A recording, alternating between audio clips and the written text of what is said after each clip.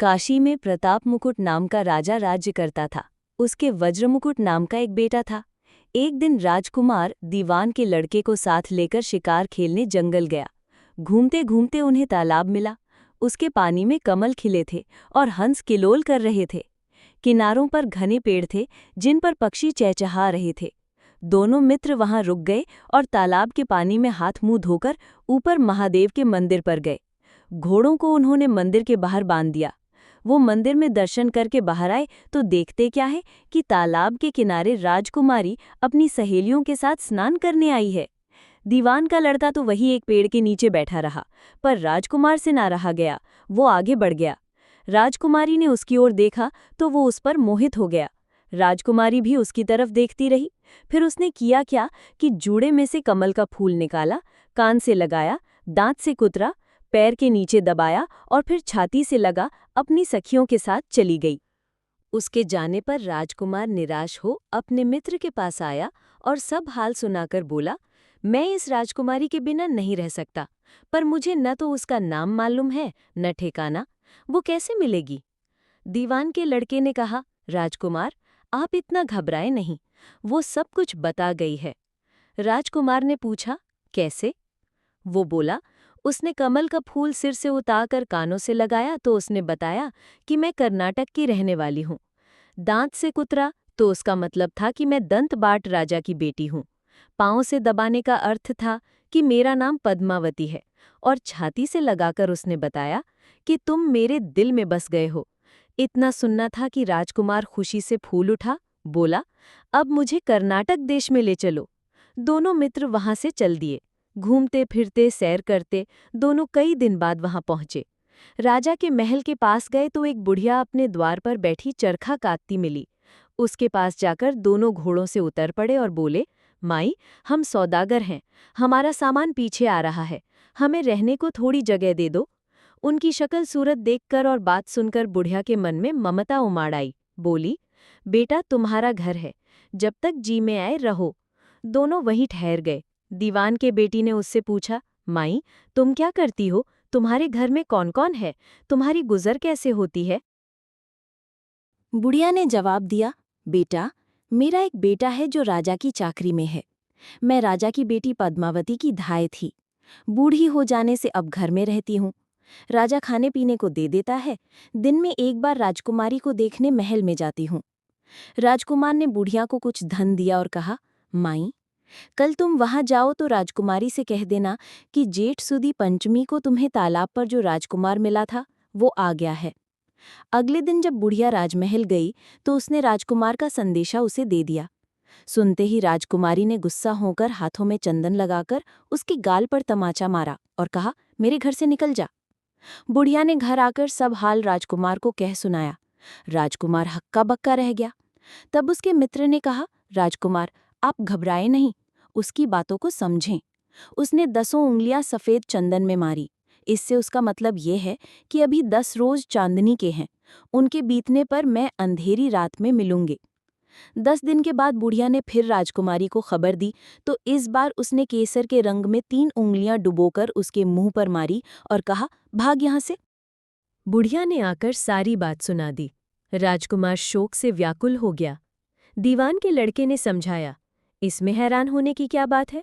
उसने कहा है कि मुझे मासिक धर्म हो रहा है, 3 दिन और ठहरो। 3 दिन बीतने पर बुढ़िया फिर वहां पहुंची। इस बार राजकुमारी ने उसे फटकार कर पश्चिम की खिड़की से बाहर निकाल दिया। उसने आकर राजकुमार को बता दिया। सुनकर दीवान का लड़का बोला, मित्र, उसने आज रात को तुम्हें उस खिड़की की राह बुलाया है। मारे खुशी के राजकुमार उछल पड़ा। समय आने पर उसने बुढ़िया की पोशाक पहनी, इत्र लगाया, हथियार बांधे। दोपहर रात बीतने पर वो महल में जा पहुंचा और खिड़की में से होकर अंदर पहुंच गया। राजकुमारी वहां तैयार खड़ी थी। वो उसे भीतर ले गई। अंदर के हाल देखकर राजकुमार की आंखें खुल गईं। एक से एक बढ़कर चीजें थीं। रात भर राजकुमार राजकुमारी के साथ रहा। जैसे ही दिन निकलने को आया कि राजकुमारी ने राजकुमार को छिपा दिया और रात होने पर फिर बाहर निकाल लिया। इस तरह कई दिन बीत गए। अचानक एक दिन राजकुमार को अपने मित्र की याद आई। उसे चिंता हुई कि पता नहीं उसका क्या हुआ होगा। उदास देखकर राजकुमारी ने कारण पूछा तो उसने बता दिया। बोला, वो मेरा बड़ा प्यारा दोस्त है, बड़ा चतुर है, उसकी होशियारी ही से तो तुम मुझे मिल पाई हो। राजकुमारी ने कहा, मैं उसके लिए बढ़िया बढ़िया भोजन बनवाती हूँ, तुम उसे खिलाकर तसल्ली देकर लौट आना। खाना साथ में लेकर राजकुमार अपने मित्र के पास पहुंचा। वे महीने भर से मिले नहीं थे। राजकुमार ने मिलने पर सारा हाल सुनाकर कहा कि राजकुमारी को मैंने तुम्हारी चतुराई की सारी बातें बता दी हैं, तभी तो उसने ये भोजन बनाकर भेजा है। दीवान का लड़का सोच में पड़ गया। उसने कहा, ये तुमने अच्छा नहीं किया। राजकुमारी समझ गई कि जब तक मैं हूं वो तुम्हें अपने बस में नहीं रख सकती, इसलिए उसने इस खाने में जहर मिलाकर भेजा है। यह कहकर दीवान के लड़के ने थाली में से एक लड्डू उठाकर कुत्ते के आगे डाल दिया। खाते ही कुत्ता मर गया। राजकुमार को बड़ा बुरा लगा। उसने कहा, ऐसी स्त्री से भगवान बचाए, मैं अब उसके पास नहीं जाऊंगा। दीवान का बेटा बोला, नहीं, अब ऐसा उपाय करना चाहिए जिससे हम उसे घर ले चलें। आज रात को तुम वहां जाओ, जब राजकुमारी सो जाए तो उसकी बाईं जांघ पर त्रिशूल का निशान बनाकर उसके गहने लेकर चले आना। राजकुमार ने ऐसा ही किया।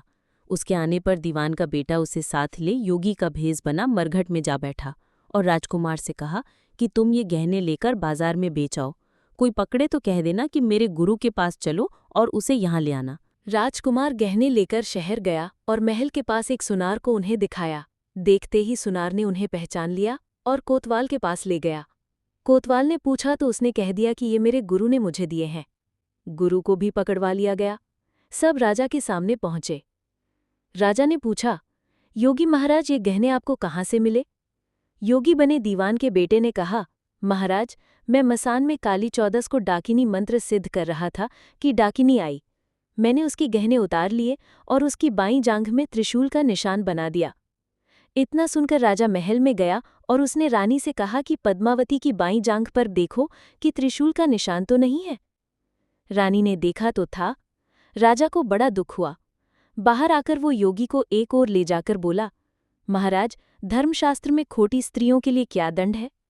योगी ने जवाब दिया, राजन, ब्राह्मण, गऊ, स्त्री, लड़का और अपने आश्रय में रहने वाले से कोई खोटा काम हो जाए तो उसे देश निकाला दे देना चाहिए।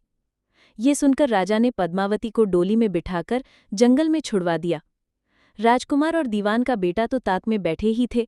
राजकुमारी को अकेली पाकर साथ ले अपने नगर में लौट आए और आनंद से रहने लगे।